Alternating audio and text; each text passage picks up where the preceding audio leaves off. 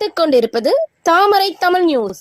ஆற்காடு பாலாற்றங்கரையில் அமைந்துள்ள ஸ்ரீ வரதராஜ பெருமாள் கோவிலில் கருட சேவை மற்றும் திருக்கல்யாண உற்சவம். ராணிப்பேட்டை மாவட்டம் ஆற்காடு பாலாற்றங்கரையில் அமைந்துள்ள ஸ்ரீ வரதராஜ பெருமாள் கோவிலில் ஸ்ரீ லட்சுமி நரசிம்மர் கருட சேவை விழா நடைபெற்றது. விழா குழு தலைவர் ஏசி சேஷாத்ரி ராமானுஜதாஸ் தலைமை தாங்கினார். ஸ்ரீ லட்சுமி நரசிம்மருக்கு சிறப்பு பூஜை செய்து திருக்கல்யாண உற்சவம் நடைபெற்றது.